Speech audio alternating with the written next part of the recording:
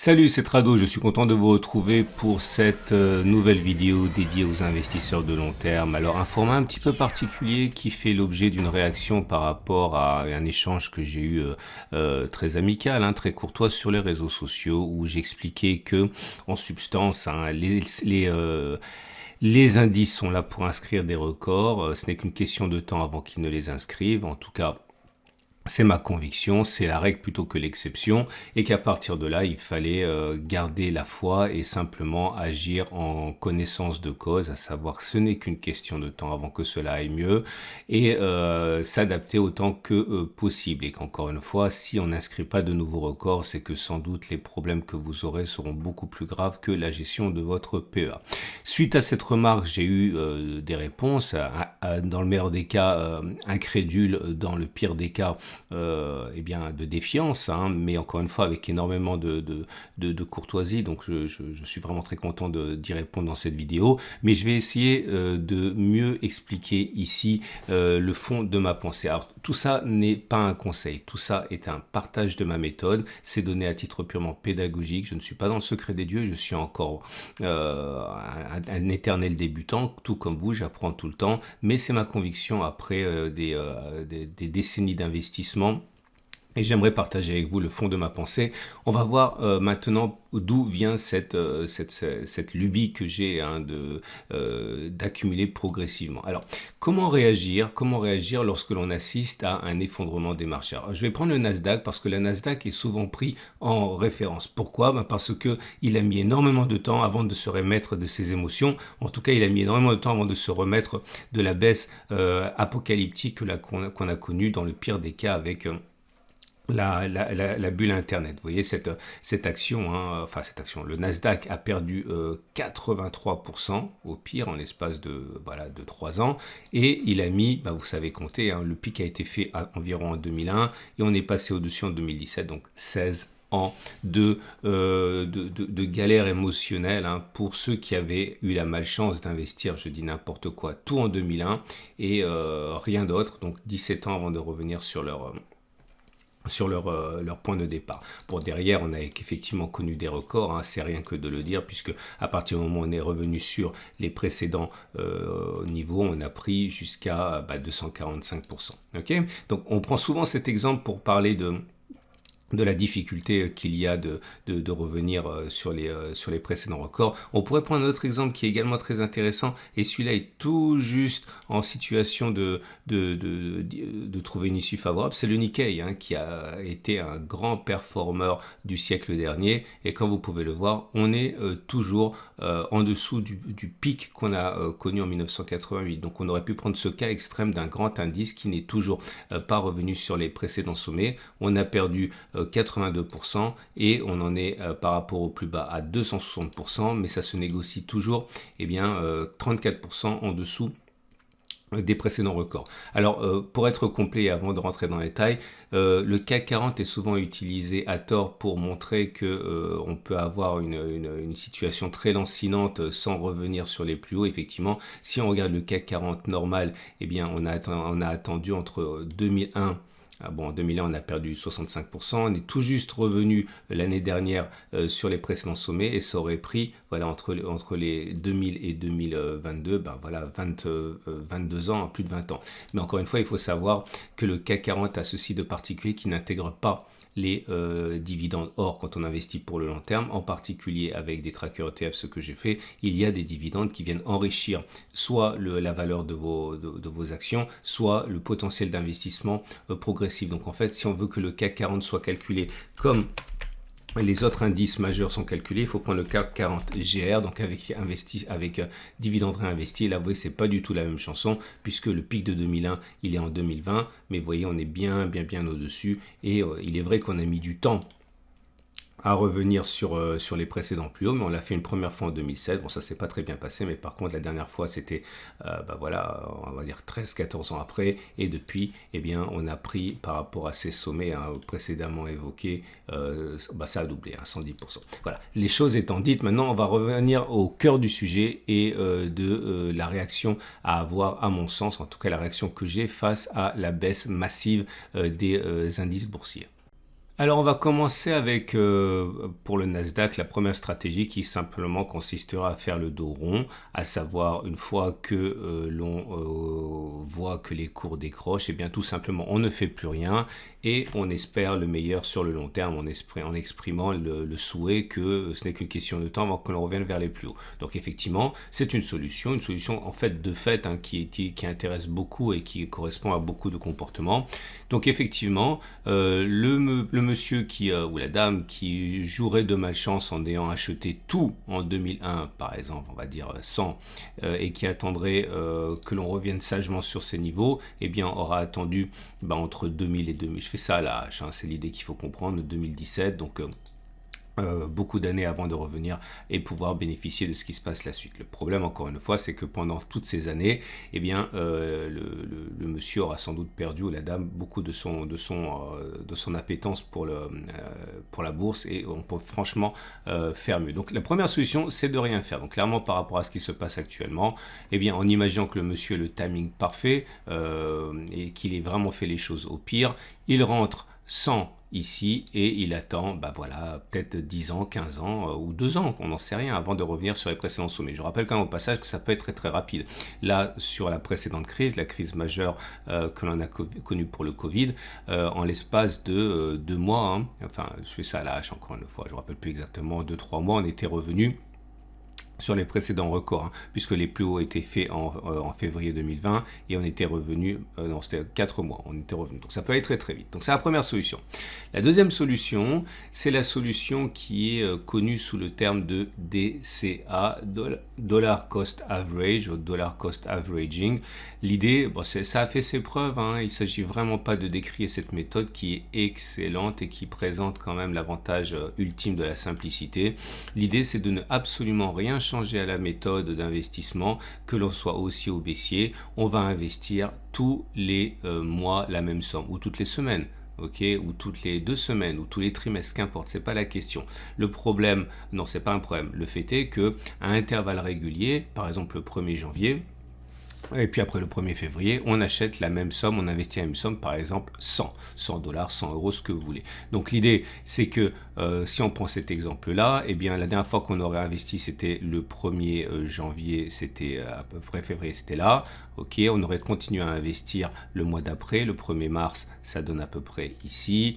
Encore une fois, pardonnez-moi, je fais ça à la hache. Et puis après, avril, ça aurait été ici, etc. Évidemment, on aurait loupé le point bas, mais on ne peut pas tout avoir. Mais ce qui est certain, et ça sera la même logique par rapport à ce que je propose moi, c'est que, eh bien, effectivement, vous avez dû attendre 4 mois pour revenir à l'équilibre sur votre capital initial si vous n'avez rien fait. Mais par contre, sur cette accumulation ici et cette accumulation-là, vous êtes déjà en bénéfice lorsque vous arrivez à dépasser les précédents sommets. Clairement, sur cette accumulation, sur ces 100 euros-là, vous avez gagné 16%. Sur ces 100 euros-là, vous avez gagné 28%, alors même que celui qui n'a rien fait comme dans le cas précédent, lui est juste à 0 par rapport au précédent record. Donc vous comprenez très bien que la deuxième solution est meilleure, en ce sens qu'elle a permis d'accumuler pendant la baisse et pendant qu'on remontait, encore une fois, les dernières positions rentrées étaient en plus-value, donc globalement la performance est meilleure.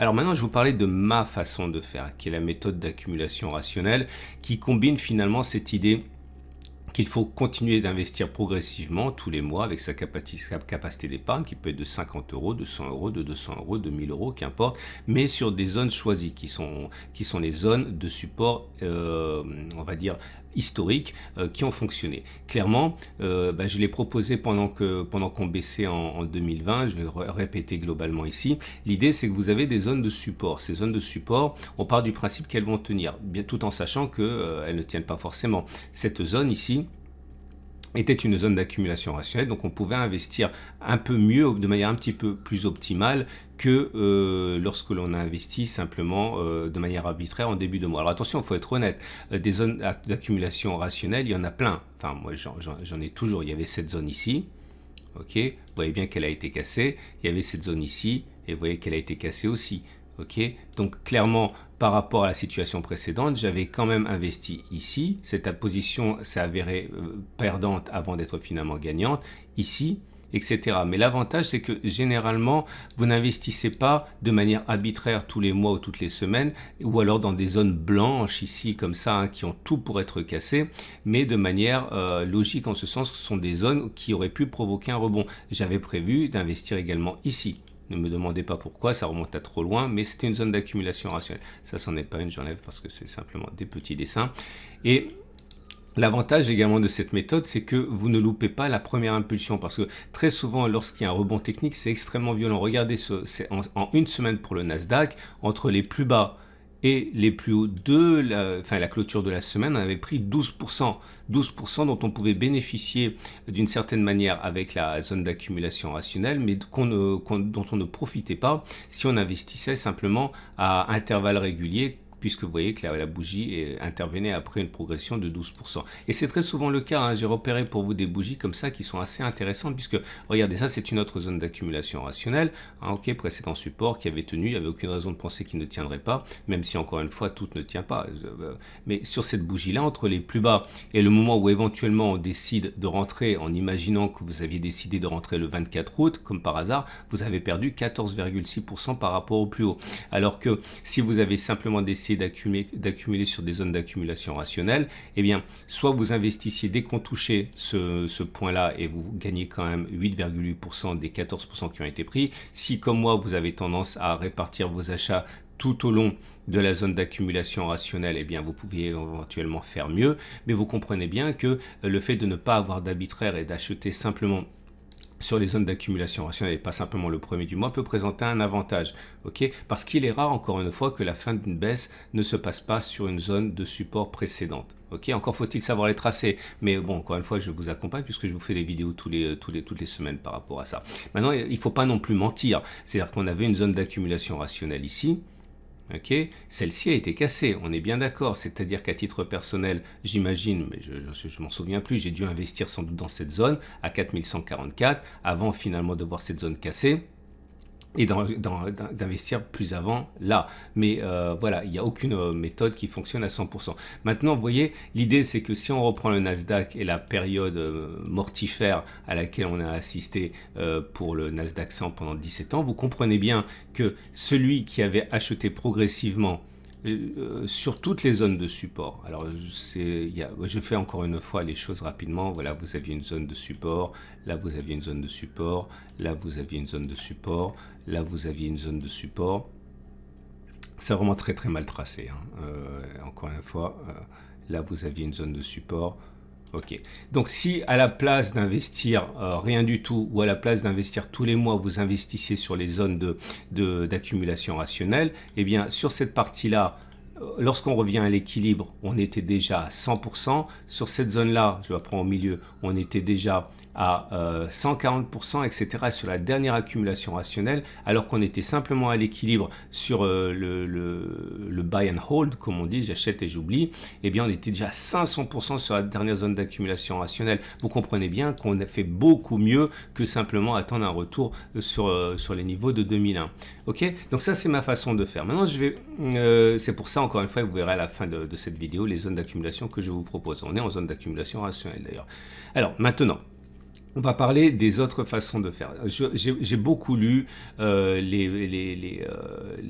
méthodes qui consistent à spéculer à la baisse. Ok, alors, ce que je n'aime pas avec la spéculation à la baisse et que je pratique, attention, il ne s'agit pas de décrier quelque chose que j'utilise moi-même, ça n'aurait aucun sens, mais ça demande énormément de temps, énormément d'expérience et également les nerfs pour le faire. Parce que à quel moment vous allez sortir votre position? Imaginons que vous spéculiez sans aucune connaissance, vous n'avez aucune raison. Si moi je ne sais pas à quel moment acheter, vous imaginez bien que la plupart des gens qui n'ont pas le nez dessus ne savent pas non plus à quel moment sortir de leur spéculation à la baisse. Et vous risquez de spéculer à la baisse simplement au mauvais moment et de prendre non seulement une perte à cause de votre spéculation à la baisse, mais de ne pas profiter du rebond sur votre portefeuille. Alors il y a des façons de faire. Ok, notamment la fameuse méthode par phase de Weinstein, comme vous voulez, et ça utilise la moyenne mobile à 30 semaines. Ok, alors si vous voulez lire ça, j'ai fait un tutoriel sur ça, que j'aime beaucoup, que j'ai beaucoup utilisé, et que j'utilise encore, mais dans d'autres contextes. On va mettre la moyenne mobile à 30 semaines. La moyenne mobile à 30 semaines, elle est là. Ok, et regardez ce que ça donne. L'idée, c'est que lorsqu'on est en dessous de la moyenne mobile à 30 semaines et que l'on a cassé je la fais rapidement, hein, j'ai un tutoriel, je vais mettre à la fin de cette vidéo. Lorsqu'on est en dessous de la moyenne mobile à 30 semaines et que l'on casse un support, on rentre en spéculation à la baisse. Clairement, sur le Nasdaq, le support, là aussi, je vais le faire à la hache, il est là. Une fois qu'on a cassé la moyenne mobile à 30 semaines et que l'on casse un support, on rentre en spéculation à la baisse. Donc clairement, on serait rentré en spéculation à la baisse ici pour finalement profiter de toute la baisse. Et c'est une belle baisse. Regardez sur le Nasdaq, eh bien, on en est à 23%. Le problème de cette méthode, c'est que ça se passe bien souvent, mais ça se passe pas bien également, assez souvent, pardon, c'est pas très français. Mais voilà l'idée. Imaginons que votre support, dans le meilleur des cas, vous l'avez établi ici, dans le pire des cas, vous l'avez établi là. Ok. Alors après, il y a des façons de faire que je vous enseigne, mais si vous avez rentré dans le meilleur des cas en cassure de ce support, vous avez spéculé à la baisse. Ok, vous avez gagné la bagatelle de 16%, mais il faut savoir que dès que l'on repasse au-dessus de la moyenne mobile à 30 semaines ou dès que l'on repasse au-dessus des précédents plus hauts dans la méthode de Weinstein, c'est simplement lorsqu'on repasse au-dessus de la moyenne mobile à 30 semaines, ben voilà, finalement, vous êtes en spéculation à la baisse, vous avez gagné potentiellement 16%, mais vous sortez de votre position avec 8% de hausse, donc contre vous.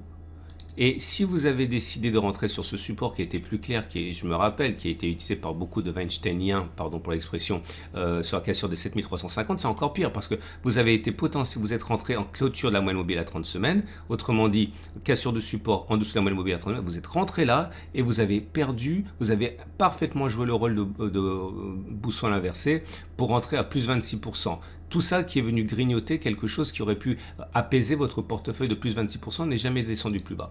Ok, donc ça aussi, c'est un exemple qui montre que ça ne se passe pas toujours aussi bien qu'on croit. Là, sur le Nasdaq, pareil, vous voyez, vous êtes rentré à la baisse sur cassure du support majeur ici, ok, cassure de la M30 et cassure à la baisse, vous êtes rentré ici, sur cette bougie-là, et regardez le parfait timing horrible que vous avez puisque vous prenez les plus bas. Donc voilà, ça c'est encore une fois pour les plus fouillés des méthodes de spéculation à la baisse pour les particuliers, à savoir l'utilisation des phases de stade Weinstein. Après, ça peut fonctionner très très bien, mais là, vous voyez, sur les 3 dernières fois, ça n'a pas fonctionné. Et là également, en 2007, là, ça n'a pas trop mal fonctionné, puisqu'on est repassé, vous êtes rentré en spéculation à la baisse sur cette bougie-ci, normalement, ok, vous êtes sorti de votre trade sur cette bougie-là.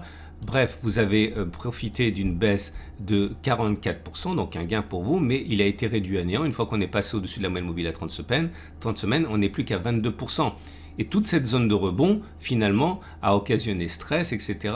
Et voilà, là, ça a fonctionné 50% du temps si on regarde les 30 dernières occurrences, etc. Enfin, les dernières occurrences. Donc, voilà le problème avec la spéculation à la baisse. Maintenant, il y a une autre façon, où il y a des variantes, où on utilise la moyenne mobile à 30 semaines pour plus de réactivité. On regarde les données journalières. Et on utilise la moyenne mobile à 200 jours qui est également très suivi par les investisseurs de ce genre. C'est la même chose, j'ai envie de dire. C'est plus réactif, c'est mieux, mais c'est quand même la même chose. En ce sens que vous rentrez en spéculation à la baisse en dessous de la M200. Le problème, c'est que là, vous avez un faux signal. Ok, donc vous n'avez rien gagné sur cette position alors que vous étiez en gain potentiel. Vous reprenez la baisse derrière, un nouveau signal, etc. Bref, vous aurez compris à travers ce bref exemple pourquoi à titre personnel j'utilise la méthode d'accumulation rationnelle. C'est pas évident, mais ça me semble quand même très facile, surtout que moi, toutes les semaines, je vous donne mes propres zones d'accumulation rationnelle. J'espère que cela vous aide. J'espère que, encore une fois, si vous êtes un professionnel des marchés comme je le suis moi ou comme vous l'êtes vous peut-être, eh bien, vous préférez mieux que ça. Ce n'est pas la question, mais ma méthode présente l'avantage de la simplicité. Et encore une fois, si on investit petit à petit, tous les mois, avec la capacité d'épargne dédiée, je pense vraiment que c'est la meilleure façon de gérer les situations actuelles. Voilà, j'espère que ça vous a plu. Si ça vous a vraiment plu, vous vous abonnez à ma chaîne YouTube. Regardez ce qui suit. Je vous donne les vidéos d'accumulation rationnelle toutes les semaines, tous les samedis avec mes zones. Pensez à liker si vous avez vraiment aimé. Pensez à partager cette vidéo si vous pensez que quelqu'un, enfin tout le monde a intérêt à regarder ce genre de vidéo parce que bon, l'avenir du système de retraite par répartition présente quand même quelques interrogations. Si vous abonnez, vous ne louperez pas les mises à jour. Les mises à jour, c'est toutes les semaines sur ma chaîne YouTube. Si vous voulez vraiment en savoir davantage, là je donne que les bases, mais j'ai quand même fait quelque chose d'un petit peu plus poussé si vous avez le temps. Tout est issu de mon module de formation sur l'accumulation rationnelle. Si vous voulez pas l'acheter, je m'en fiche, c'est pas grave, simplement vous voulez en savoir plus. Quand je vous donne l'essentiel des zones d'accumulation rationnelle, déjà vous n'avez pas besoin de peaufiner davantage si vous n'avez pas le temps, mais sachez que voilà, je le vends une misère, je crois que c'est 14 €, c'est rien du tout, et ça vous permettra de pousser l'analyse encore un petit peu plus loin. Je terminerai avec une dernière chose en disant que cette méthode d'accumulation rationnelle a été créée pour les indices, pour l'IMO, pour l'or, bref ceux qui montent tendanciellement vers le nord, ce pourquoi on sait que normalement on devrait aller plus haut au bout d'un moment. Ce n'est pas valable pour les actions parce que les actions encore une fois peuvent faire faillite, les actions peuvent être dépassées, les actions peuvent baisser et ne jamais remonter. Donc ça a été utilisé y compris par moi pour les actions, mais il faut savoir que il n'y a aucune garantie que l'on retrouve les niveaux précédents et que l'on inscrive des records avec les actions. Regardez les stars de la cote il y a 20 ans et les stars de la cote aujourd'hui, ce ne sont pas les mêmes. Certaines ont fondu pour ne jamais revenir à leur niveau initial. Donc, j'ai créé ça pour les indices, j'ai créé ça pour l'IMO, pour l'or parce que j'ai une conviction de long terme. J'ai pas créé ça pour les actions dont on ne sait absolument pas si elles reviendront un jour sur leur sommet. Voilà, on passe tout de suite aux zones d'accumulation rationnelle. Et donc voilà pour débuter la situation sur le SP500. Si vous désirez investir petit à petit sur l'indice phare américain comprenant les 500 plus grandes entreprises cotées, eh bien voilà où nous en sommes. Ceci est un graphe en données hebdomadaires. Comme vous pouvez le voir, on vient de commettre entre guillemets l'irréparable puisqu'on vient de clôturer en dessous du support hebdomadaire de 37,20, 39,60. Dans cette situation, et puisqu'on a déjà accumulé sur cette zone de support hebdomadaire, il n'y a pas matière à accumuler à mon avis avant le retour sur le support suivant, celui des 36,00, 35,20, puis si on devait le casser sur le support solide mensuel des 34,00, 32,30. Si vous savez lire entre les lignes, ça veut dire qu'à partir des niveaux actuels, une baisse qui pourrait encore être de 4,5%, puis par la suite entre 9 et 12% est totalement envisageable. Ce sont donc mes prochaines zones d'accumulation rationnelle. Inutile, encore une fois, à mon sens, d'investir dans les zones blanches puisqu'il n'y a pas grand-chose statistiquement pour empêcher la baisse. Je remontre les données journalières, ça correspond à ces zones que l'on voit par transparence. Pour l'instant, et encore une fois, si on s'en tient à la dynamique en cours, on voit que la tendance de long terme, elle est baissière, la tendance de fond, elle est baissière également. Et nous avons également des bougies Aiki-Nashi qui montrent que pour l'instant aucun signe de retournement évident ne semble se dessiner. Vous avez des bougies rouges assorties d'une absence de mèche haute. Donc cela signifie qu'une continuation de la baisse est plausible. Si à présent vous désirez investir sur les 50 grandes entreprises européennes cotées, la situation est sensiblement identique. On est sur les données hebdomadaires, ici chaque bougie correspond à une semaine de cotation, identique dans la tendance, mais l'espoir réside dans le fait qu'on est déjà venu solliciter une double zone de support importante, cette zone de support hebdomadaire des 35,50, 35,85, c'est une zone ici qui a déjà permis au cours de se ressaisir, c'était sur l'attaque de février. On revient sur cette zone, il est vrai secondé par une zone encore plus importante qui est ce support mensuel, ici ancienne zone de résistance qui a été cassée, qui a changé de polarité, c'est pour ça qu'on rebondit dessus. Donc on est sur une zone d'accumulation rationnelle. Contrairement donc à ce qui se passe pour le SP500, on est sur une zone où l'accumulation est envisageable. Et comme c'est une zone qui est assez large, on peut même envisager d'investir progressivement plusieurs fois puisque c'est une zone qui fait dans son amplitude totale près de 6%. Donc investir un petit peu au contact de cette zone rouge et puis en bas de cette zone rouge est totalement envisageable. Bien sûr, il existe d'autres zones de support, mais inutile de les évoquer maintenant avant que de casser le support mensuel. Et je vous rappelle que le support mensuel devra être cassé à la fin du mois pour acter de sa véritable cassure. Pour l'instant, on peut envisager de sortir et de la réintégrer tout au long du mois de juin. Je vous montre quand même rapidement les données journalières et c'est en ce sens que la situation est assez proche de celle du SP500 puisque vous avez une tendance de long terme qui est baissière, une tendance de fond qui est baissière et les bougies Aiki-Nashi ne semblent pas du tout témoigner d'un arrêt de la baisse. Bien au contraire, vous avez des bougies rouges sans mèche haute, autrement dit dit, c'est une pression baissière qui est toujours en place et une continuation de la baisse est complètement envisageable pour l'instant. Et si vous vous intéressez spécifiquement à l'indice français, eh bien nous sommes sur une zone de support mensuel importante, celle des 61,10 58,00, toujours selon la même logique. Vous aviez ici une zone de résistance. Cette zone de résistance a été cassée, c'était la zone Covid, enfin pré-Covid. On l'a cassée, elle a changé de polarité, elle est donc devenue support et c'est pour ça que l'on a rebondi chaque fois que l'on est venu la solliciter. Ça fait 3 bougies de sollicitation, nous sommes sur la 4e bougie. Allons-nous rebondir dessus et repartir avec dans l'escarcelle plusieurs points de pourcentage? On n'en sait rien. Ce qui est sûr, c'est une zone d'accumulation rationnelle pour moi. Bon, je ne vous cacherai pas que j'accumule pas maintenant puisque j'ai déjà accumulé précédemment lors de cette attaque-là.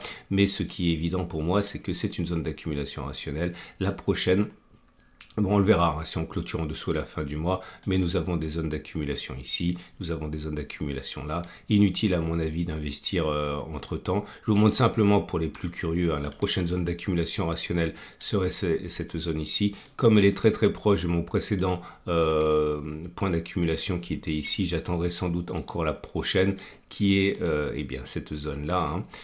Inutile pour moi d'investir avant, ça serait une perte de munitions, passez-moi l'expression, puisque on a quand même un nombre de munitions limité. Donc ma prochaine zone d'accumulation rationnelle serait cette zone grise si on y va, toujours dans le cadre de cette possibilité. Ça voudrait attendre encore une baisse de 7% à peu près avant que d'investir. Vous voyez, on a quand même matière à attendre puisque, je le répète, à titre personnel, j'ai déjà investi ici. Donc on verra, je vous montre les données journalières comme d'habitude, et ces données journalières, comme pour les autres graphes, c'est baissier, tendance de long terme baissière, tendance de fond baissière, petite rémission actuelle sur la zone de support, mais rien de bien solide, et en tout cas rien qui n'inverse la tendance actuelle, puisque la pression est baissière avec ces grandes bougies rouges sans mèche haute, donc une continuation de la baisse, et là aussi à considérer. Et on passe au Nikkei. Si vous voulez investir dans les 225 fleurons Nippon, bonne nouvelle, on est sur une zone d'accumulation rationnelle. Bon, elle n'est pas très solide, je doute qu'elle tienne. C'est le support intermédiaire du 25 800, 25 400, ancienne zone de congestion, de résistance qui a été cassée, qui a changé de polarité, qui est devenu support. C'est manifeste, donc à partir de là, difficile de ne pas le faire apparaître.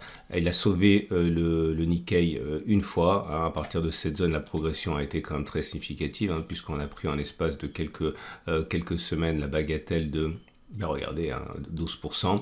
Je doute qu'elle puisse résister à une seconde attaque, mais en tout cas, on s'en fiche. Tout on a déjà accumulé là. Prochaine zone d'accumulation rationnelle, le support hebdomadaire est 25 150, 24 500. C'est une zone assez large, donc de l'accumulation un peu en haut, un peu en bas est envisageable, tout comme une accumulation sur le support mensuel 24 150, 23 300. Ça voudrait dire que cela ouvre le potentiel à une baisse d'encore dans un premier temps 3,5%, puis 6%. Puis encore plus tard 7,3 jusqu'à 11%. Donc utilisez pertinemment vos cartouches, divisez vos entrées si vous l'accumulez rationnellement et progressivement, mais en tout cas ne vous laissez pas leurrer. La tendance de long terme est toujours baissière, la tendance de fond est toujours baissière. Les bougies Akinashi sont un peu en amélioration comme vous pouvez le voir, mais ça reste quand même des bougies baissières. La bougie précédente avait une mèche haute et une mèche basse. Le luxe que l'on n'a pas cette semaine, puisqu'on a une vraie bougie baissière sans mèche haute. Donc ça reste baissier malgré le sursaut d'orgueil de fin de semaine ce vendredi sur le Nikkei 225. Et on passe au marché émergent. Si vous voulez avec une seule action acheter les grandes entreprises émergentes, vous pouvez le faire avec un tracker ETF émergent. Et regardez, nous sommes sur le support hebdomadaire, toujours le même, celui des 1035 964. Ne tenez pas compte des valeurs sur le tracker que vous utilisez, vous aurez des valeurs qui sont différentes, puisqu'il y a des centaines de trackers différents sur les mêmes zones que j'évoque. Mais en tout cas, c'est la zone à retenir. Eh bien celle-là, c'est une petite zone de congestion qui a préservé les cours de la baisse, c'était au mois de mars, qui a également provoqué un sursaut d'orgueil en mai, mais là c'est mal parti, on devrait normalement aller chercher la zone suivante. Je ne pense pas qu'accumuler maintenant pour moi soit vraiment très judicieux, étant donné que j'ai déjà accumulé précédemment. Par contre, j'accumulerai en début de zone et en fin de zone sur la zone suivante, à savoir cette autre zone de congestion ici. Ça veut dire qu'à partir des niveaux actuels, accumuler ne me semble pas intéressant avant une une attente de 6% à 14%, en espérant bien sûr qu'au bout du compte, on rebondisse. Mais il y a d'autres zones d'accumulation rationnelle, vous inquiétez pas, si ça casse, vous n'avez pas à vous inquiéter sur les autres zones d'accumulation, il y en a toujours. Et on va donc terminer avec un tracker, un ETF monde. Si vous voulez avec une seule action investir dans toutes les entreprises du monde, enfin les plus grandes, vous avez la possibilité de faire avec un tracker ETF monde. La mauvaise nouvelle, c'est que l'on a cassé la zone ici de support hebdomadaire des 380-388 qui avait pourtant fait le job de nombreuses semaines et nombreux impacts plus tard. Ce n'est plus le cas, on l'a cassé. On est directement venu chercher notre zone ici, 366-355. Donc depuis notre précédente zone d'accumulation rationnelle, on a pu donc bénéficier, on peut bénéficier à titre personnel, je le fais, d'une zone d'accumulation rationnelle ici. Vous voyez, c'est là l'intérêt également de ne pas investir dans les zones blanches, puisqu'il y a peu de chances pour qu'elles tiennent. On a économisé 3,4%. Maintenant, cette zone est relativement modeste, mais elle fait quand même 3%. Donc certains voudront investir un peu au début, un peu en bas, ou alors une seule fois. Le retour sur le support mensuel des 335-313 est envisageable.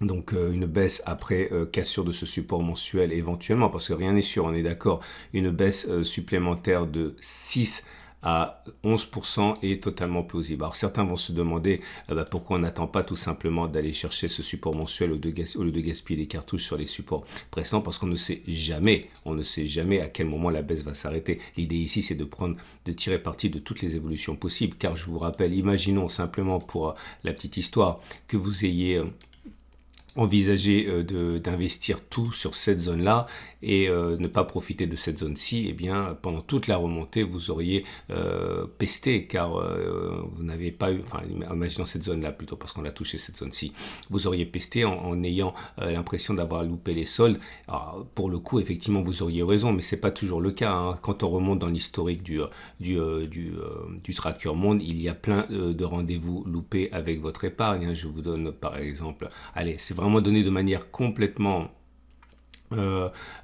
aléatoire, complètement fortuite, mais bon, imaginons par exemple que vous attendiez un retour sur cette zone avant d'investir, eh bien vous voyez bien que les cours sont venus une fois mais pas deux et repartis pour ne plus jamais redescendre. Donc voilà, tout l'intérêt de ma méthode repose sur l'idée qu'on ne réfléchit pas, qu'on accumule progressivement sur la zone d'accumulation rationnelle en espérant le meilleur, en étant dans tous les bons coups, pas forcément à 100% investi dans tous les bons coups, mais on est dans tous les bons coups et après on fait au mieux tout en sachant qu'on a bénéficié quand même de rentrées positives, même s'il n'est pas possible toujours d'avoir les prix les plus bas et d'investir au plus bas, mais au moins on aura investi sur les plus bas à un moment ou à un autre. Voilà, j'espère que ce format vous aide dans les temps actuels. J'espère également que vous comprenez que le secret de cette méthode réside dans la simplicité, à savoir investir progressivement, petit à petit. L'avantage par rapport au dollar cost averaging ou dollar cost average, la DCA, c'est de vous donner des points d'entrée qui sont peut-être à mon sens encore plus précis, puisqu'inutile encore une fois d'investir au moment où vous êtes censé investir dans une zone blanche, puisqu'il y a de fortes chances pour qu'elle soit traversée. Je souhaite une excellente journée. Je vous donne rendez-vous comme d'habitude pour la mise à jour la semaine prochaine, samedi matin. Je vous accompagne pendant toute la baisse des indices. Rendez-vous pour d'autres vidéos tout de suite.